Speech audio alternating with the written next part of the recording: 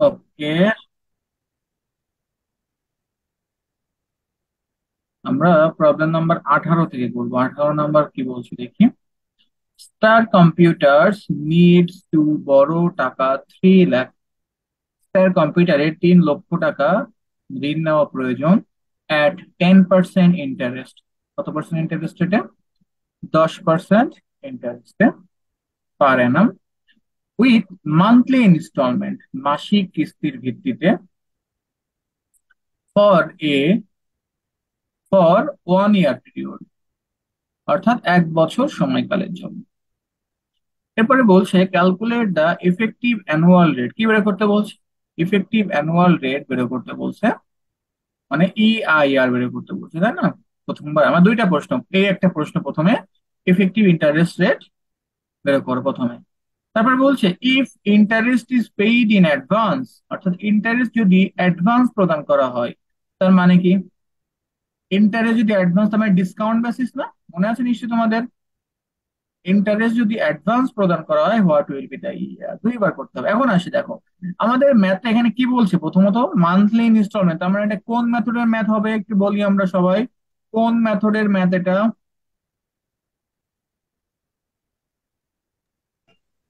Instalment base. Installment বেসিসের math হবে, যেহেতু মান্থলি ইনস্টলমেন্টের কথা বলা আছে, এটা মান্থলি ইনস্টলমেন্টের কথা বলা আছে।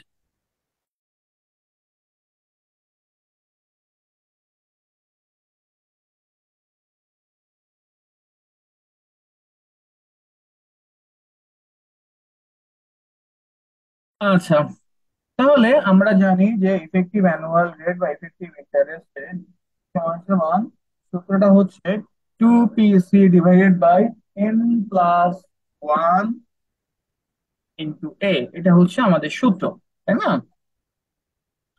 তো যেহেতু আমরা কিন্তু প্রথমে এতটুকুর অ্যান্সার করতেছি, তাই না? আমরা কিন্তু প্রথমে এই যে এতটুকুর অ্যান্সার করতেছি। এরপরে তাহলে এখানে দেখো, প্রথমে পি এর মানটা আমরা বের করব, এন এর মানটা বের করলাম। পি সমান সমান, যেহেতু মান্থলি ইনস্টলমেন্ট বলছে, তাই পি সমান সমান 12, এন সমান সমান 12। পি এর মান আর এন এর মান সবসময় কি হয়? সেম হয়। সি মানে কি মনে আছে? ইন্টারেস্ট, তাই না? সি কত হবে? 3 লাখ টাকা লোন করেছি, 3 লাখে কত পার্সেন্ট ইন্টারেস্ট? 10% ইন্টারেস্ট। তাহলে 3 লাখে 10% হচ্ছে 30,000 টাকা। এটা হচ্ছে লোনের ইন্টারেস্ট, এর মান হচ্ছে 3 লাখ টাকা। তাহলে 2PC, আচ্ছা তাহলে এখানে দেখো, 2PC, 2 × 12 × 3, 30,000 ডিভাইড বাই এন এর মান 12+1 ইন্টু 3 লাখ, কত আসলো? 18.46%। এরপরে আমাদের দেখো আরেকটা রিকোয়ারমেন্টস বলছে এখানে, সেখানে বলছে if the interest is paid in advance. আচ্ছা, আমাকে একটু কমে বলতে পারবা যে ইন্টারেস্ট পেইড ইন অ্যাডভান্স হলে আমাদের প্রশ্নে কি চেঞ্জ আসে? আচ্ছা, ডিসকাউন্ট বেসিসে আমরা ম্যাথ করি। তো আমরা ইন্টারেস্ট যদি আসে প্রশ্নে অ্যাডভান্স এই কথা, তাহলে আমরা ডিসকাউন্ট বেসিসে কি চেঞ্জটা একটু বলতে পারবা কেউ? কি চেঞ্জ করি আমরা বা ইন্টারেস্ট এই অ্যাডভান্সের জন্য? ইন্টারেস্ট বাদ দিই ভাইয়া। হ্যাঁ, লোন অ্যামাউন্ট থেকে নর্মালি আমরা কম্পেনসেটিং ব্যালেন্সটা মাইনাস করি, কিন্তু যখনই অ্যাডভান্স বলা থাকবে তখনই আমরা ইন্টারেস্ট। এখন তোমরা বলতে পারবে না যে ভাইয়া এটা ইন্টারেস্ট পেইড ইন অ্যাডভান্স, এটা ডিসকাউন্ট বেসিসে করতে হবে।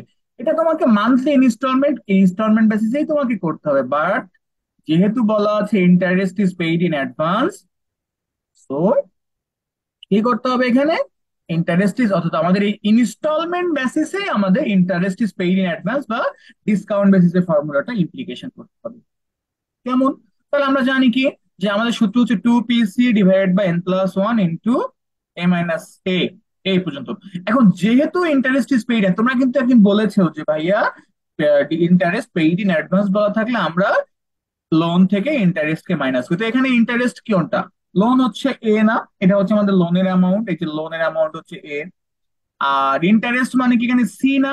তাহলে সি হচ্ছে এখানে 30,000 টাকা। এই যে দেখো, এ থেকে লোনের অ্যামাউন্ট থেকে সি কে মাইনাস, জাস্ট এতটুকুই চেঞ্জ। কোন কারণে? Interest is paid in advance বলার কারণে।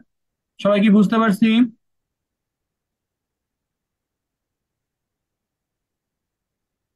হ্যাঁ, কম্পেনসেট, এরকম এত আছে। থ্যাংক ইউ, এই জন্য প্রশ্নটা করেছো ভিভো।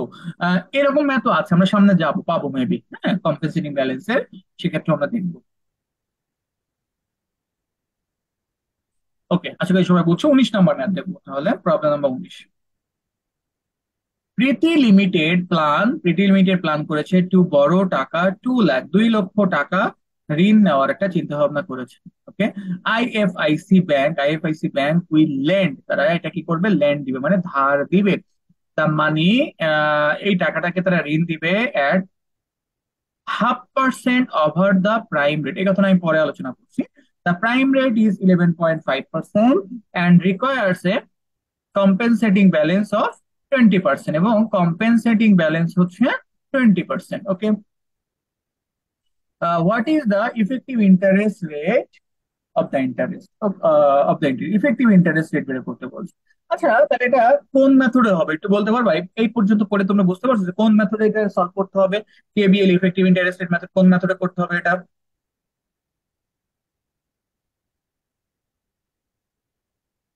কেউ বলতে পারবো না?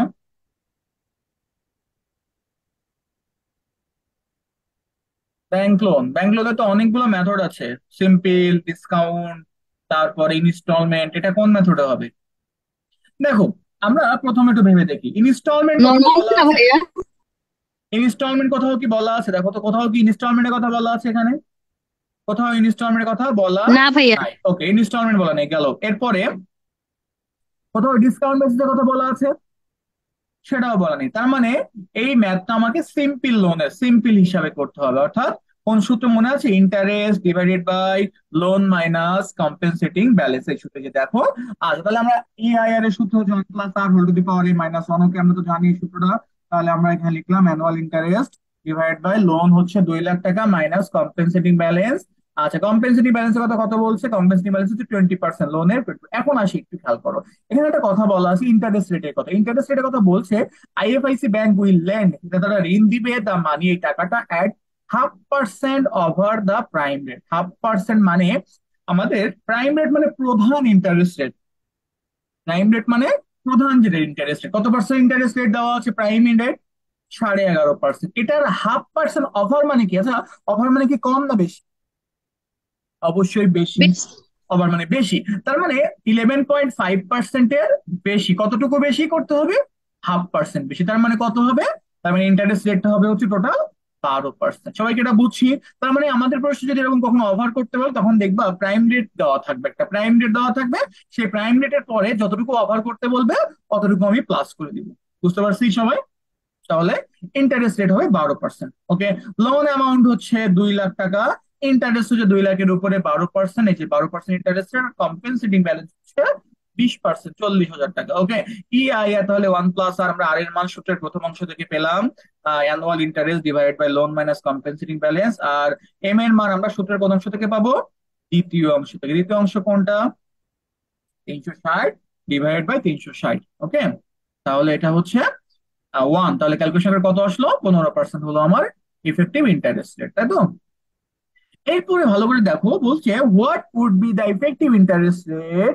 ইফেক্টিভ ইন্টারেস্ট রেট কত হবে ইফ প্রীতি লিমিটেড আর required to make 4 quarterly payments, 4 quarterly payments। যদি তারা কোয়ার্টারলি পেমেন্টস মানে কি জানো? এটা কোয়ার্টারলি পেমেন্টস মানে, পেমেন্ট মানে কি? কিস্তি, মনে আছে সবার? পেমেন্ট মানে কিস্তি। কোয়ার্টারলি মানে কয়টা কিস্তি বলো তো? 4টা কিস্তি। হ্যাঁ, চারটা। Thank you.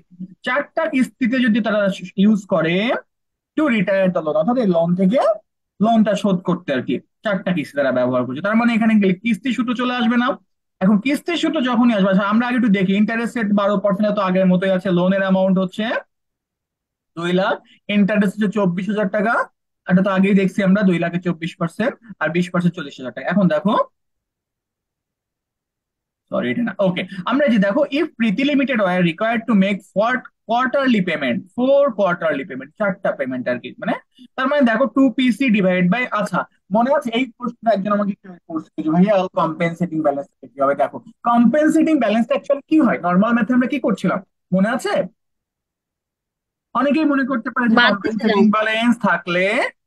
কম্পেনসেটিং ব্যালেন্স থাকলে সেটা তাহলে সিম্পল না। কম্পেনসেটিং ব্যালেন্স জাস্ট যে কাজটা করে ওর প্রশ্নে, ওই কাজটাই করবে। হ্যাঁ, থ্যাংক ইউ, কে যেন বললে কথা। কম্পেনসেটিং ব্যালেন্সটা সাধারণত বাদ যায় লোন অ্যামাউন্ট থেকে। তাহলে আমরা এখানেও সেম, এখানে লোন অ্যামাউন্ট আমাদের যেহেতু এইটা হচ্ছে ইনস্টলমেন্ট বেসিসের ফর্মুলা, তো এখানে লোন অ্যামাউন্ট কোনটা? লোন অ্যামাউন্ট কি এ না?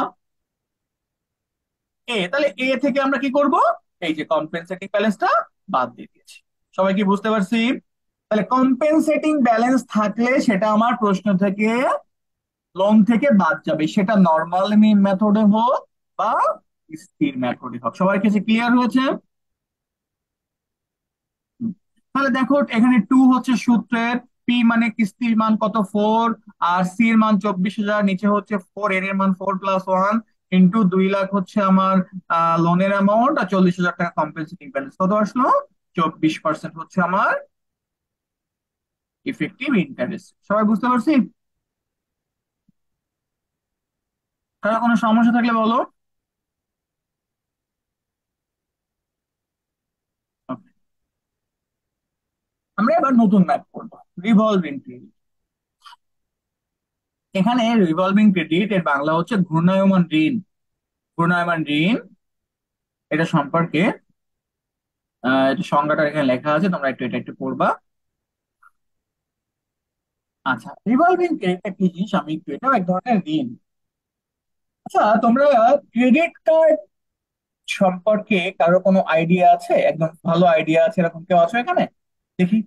ক্রেডিট কার্ড, আমরা যেটা ক্রেডিট কার্ড। হ্যাঁ, ক্রেডিট কার্ড দিয়ে আমরা টাকা না থাকলেও মানে অতিরিক্ত আর কি নিতে পারি আর কি। Thank you, thank you. হ্যাঁ, ডেবিট কার্ড আর ক্রেডিট কার্ডের মধ্যে ডিফারেন্স হচ্ছে এটা, ডেবিট কার্ড হচ্ছে তোমার ব্যাংক অ্যাকাউন্টে তোমার যতটুকু টাকা আছে অতটুকু তুমি ব্যবহার করতে পারবা। আর ক্রেডিট কার্ড হচ্ছে তোমার অ্যাকাউন্টে টাকা না থাকলেও তুমি ব্যাংকের কাছ থেকে টাকা নিয়ে তুমি ব্যবহার করতে পারবে। এখন ব্যাংক তোমাকে যে টাকাটা দিচ্ছে ওটা কি হিসেবে দিচ্ছে? অবশ্যই ঋণ হিসেবে দিচ্ছে না তোমাকে, ঋণ হিসেবে দিচ্ছে। আচ্ছা, তার মানে একটা জিনিস ভালো করে বোঝার চেষ্টা করো, ক্রেডিট কার্ডের কিন্তু একটা নির্দিষ্ট লিমিট থাকে, ভালো করে বুঝবো। হ্যাঁ, আমি একটু জাস্ট এটা আমি একটু যদি আলাপ করি যেটা হচ্ছে, মনে করো একটা ক্রেডিট কার্ড লিমিট মনে করো হচ্ছে 1 লাখ টাকা। 1 লাখ টাকা মানে কি? তার মানে তুমি এক মাসে সর্বোচ্চ কত টাকা ব্যবহার করতে পারবা? 1 লাখ টাকা ব্যবহার করতে পারবে। এখন তুমি মনে করো যে কোনো একটা মাসে, আমি মনে করো কোন মাস, এটা মনে করো অক্টোবর মাস, অক্টোবর মাসে তুমি ইউজ করেছো হচ্ছে, মনে করো হচ্ছে এখান থেকে 60,000 তুমি ইউজ করেছো। আচ্ছা, তাহলে বলো তো তুমি এখনো আরো কত টাকা ইউজ করতে পারবা? সবাই একটু বলো। 40,000। একজন আবার এটা কি বুঝ, 40,000 টাকা, তাহলে এইটাকে কি আমি আনইউজড বলতে পারবো? চাইলে আমি এটাও জি ভাইয়া। ইউজ করতে পারবো, কিন্তু আমি ইউজ করি নাই। আচ্ছা, এখন মনে করো এই ক্রেডিট কার্ডটা কি এক মাসে শেষ হয়ে যাবে নাকি? না, শেষ হবে না। তুমি অক্টোবর মাসে তুমি 60,000 টাকা ব্যবহার করেছো, কেনাকাটা করেছো ব্যাংকের কাছ থেকে, এখন মানে sorry, বিভিন্ন জায়গা থেকে। এখন তুমি মনে করো অক্টোবর মাস শেষে তুমি 60,000 টাকা আবার শোধ করে দিলে। আচ্ছা, যখনই তুমি 60,000 টাকা শোধ করে দিবা, তাহলে বলতো তোমার ক্রেডিট লিমিট আবার কত হয়ে যাবে? 1 লাখ। 1 লাখ টাকা হয়ে যাবে। তুমি যদি দেখা যাচ্ছে পরের মাসে দেখা গেল আরো, এবার পরের মাসে তুমি পুরো 1 লাখই খরচ করে ফেললে, এবার তুমি কত টাকা, এবার তুমি আবার 1 লাখ টাকা শোধ করে দিলে। শোধ করে দেওয়া মানে কি তোমার এই ক্রেডিট কার্ড কি নষ্ট হয়ে গেল, মানে এটার মেয়াদ কি শেষ হয়ে গেল, নাকি পরবর্তী মাসে তুমি আবার 1 লাখ ইউজ করতে পারবে বলো তো? পরবর্তী মাসে আবার। আবার ইউজ করতো, তার মানে এটা কি হয়, এরকম রাউন্ড হতে থাকে না? তুমি একটা চুক্তি, 1 লাখ টাকা চুক্তি, এখন তুমি ইউজ করতেছো, নিচ্ছ, শোধ করতেছো, আবার তুমি শোধ নিচ্ছ, আবার শোধ করছো, আবার নিচ্ছ। এটাই তো ক্রেডিট কার্ড। সবাইকে এটা ক্লিয়ার একটু মোটামুটি? তার মানে এই ক্রেডিট কার্ডের মেয়াদটা কিন্তু এভাবে ঘুরতে থাকে না, রিভলভিং হতে থাকে কিন্তু। This is credit card. ঠিক রিভলভিং ক্রেডিটটা হচ্ছে ওয়ান টাইপ অফ ক্রেডিট কার্ডের মতোই, হ্যাঁ, যদিও এটা ক্রেডিট কার্ড না, জাস্ট বোঝানোর জন্য। তা তাহলে রিভলভিং ক্রেডিটটা কি? ব্যাংকের সাথে একটা চুক্তি হবে, যারা ঋণ গ্রহীতা, মানে মনে করো একটা কোম্পানি, যে একটা চুক্তি, মনে করো 10 লাখ টাকা একটা চুক্তি হলো, রিভলভিং ক্রেডিট এগ্রিমেন্ট হলো। এখন চুক্তি হলো বলে ব্যাংক, কোম্পানি যে 10 লাখ টাকায় নিয়ে নিবে তা না। কোম্পানি মনে করো 4 লাখ টাকা দিল, তাহলে 4 লাখ টাকা তাদের ইউজড লোন, আর আনইউজড কয় লাখ টাকা হবে তাহলে? 6 লাখ। এখন তার মানে তারা চাইলে আরো এই 6 লাখ টাকাও নিতে পারবে, নিবে, প্রয়োজন হলে নিবে না। এখন এরা মনে করো তারা 4 লাখ টাকা নিল, খরচ করলো, 3 দিন 4 দিন পরে তাদের 4 লাখ টাকা আবার ফেরত আসলো, তারা 4 লাখ টাকা আবার শোধ করে দিল ব্যাংকে। তাহলে আবার লিমিট কত হয়ে গেল বলো তো? 10 লাখ। তারপরে তারা আবার আরেকদিন মনে করো 7 লাখ টাকা তুললো, তুলে ইউজ করলো 15 দিন পরে, তাদের আবার সেই 7 লাখ টাকা। তার মানে রিভলভিং ক্রেডিট হচ্ছে এটাই, যে তুমি একটা চুক্তি হবে, এবং সেই চুক্তির টাকাটা তুমি উঠাবা, ব্যাংক থেকে নিবা, আবার শোধ করবা, আবার নিবা, আবার শোধ করবা। সবার কাছে কি ক্লিয়ার মোটামুটি বিষয়টা? এখন তাহলে রিভলভিং ক্রেডিটের দুইটা পার্ট, একটা হচ্ছে ইউজড পার্ট আর একটা হচ্ছে আনইউজড পার্ট। ইউজ পার্ট কোনটা? 10 লাখে তুমি 6 লাখ টাকা নিয়ে তুমি ব্যবহার করলে, তাহলে এটা হচ্ছে ইউজ। তাহলে আনইউজ কতটুকু? 4 লাখ। 4 লাখ। এখন ভালো করে মনে রাখবা, এই যে 6 লাখ টাকা আমি নিলাম, উঠালাম, আমাকে এই 6 লাখ টাকার উপরে ব্যাংকে একটা সুদ দেওয়া লাগবে। কি দেওয়া লাগবে? সুদ, ইন্টারেস্ট। আর যে 4 লাখ আমি উঠালাম না, ওটা কিন্তু আমাকে ব্যাংক আমার জন্য রেখে দিয়েছে, চাইলে আমি উঠাতে পারবো, কিন্তু উঠাচ্ছি না। ওই 4 লাখের উপরে আমাকে সুদ দেওয়া লাগবে না, কিন্তু ওইটার জন্য আমাকে একটা খরচ দেওয়া লাগবে। ছোট যে খরচটা, যে খরচটাকে বলা হয় কমিটমেন্ট ফি। তাহলে মনে থাকবে, রিভলভিং ক্রেডিটের যে এগ্রিমেন্ট হবে, যে টাকা, সেটা দুইটা পার্ট হয়। একটা পার্ট হচ্ছে ইউজ, আর একটা পার্ট হচ্ছে আনইউজ। ইউজড পার্টের উপরে ব্যাংকে আমার কি দেওয়া লাগবে? ইন্টারেস্ট দেওয়া লাগবে। আর আনইউজড পার্টের উপরে আমাদের কি দেওয়া লাগবে? কমিটমেন্ট ফি। কমিটমেন্ট ফি দেওয়া লাগবে। এখন ইন্টারেস্ট কত পার্সেন্ট সেটা আমার বলে দিবে, তাহলে এটা কিন্তু সব সময় মনে রাখবে। এটা কিন্তু অনেক সময় প্রশ্ন বলে দেওয়া দিয়ে দিবে না যে ইন্টারেস্ট এত পার্সেন্ট হয় আনইউজড এর উপরে, কমিটমেন্ট ফি আর ইউজ এর উপরে, এটা কিন্তু কখনো বলা লাগবে না তোমার, ঠিক আছে? ওকে, তাহলে প্রবলেম নাম্বার 20 আমরা একটু খেয়াল করি। এটা কিন্তু তোমার প্রশ্নে বলবে না তোমাকে, কিছু কিছু প্রশ্ন বলবে, না পারলেও নাও বলতে পারে। তা Shubho limited has 60 lakh revolving credit agreement with Dhaka bank limited. Dhaka bank লিমিটেডের সাথে একটা রিভলভিং ক্রেডিট এগ্রিমেন্ট 60 লাখ টাকা। Okay, being a sincere and favoured customer, the interest rate is settle. Interest rate settle হয়েছে 1% over the prime rate. 1% over the prime রেটের উপরে 1%। এটা কি সময় মনে আছে আমি বলছিলাম? এরপরে ইন অ্যাডিশন এটার উপরে আবার কি করতে হবে?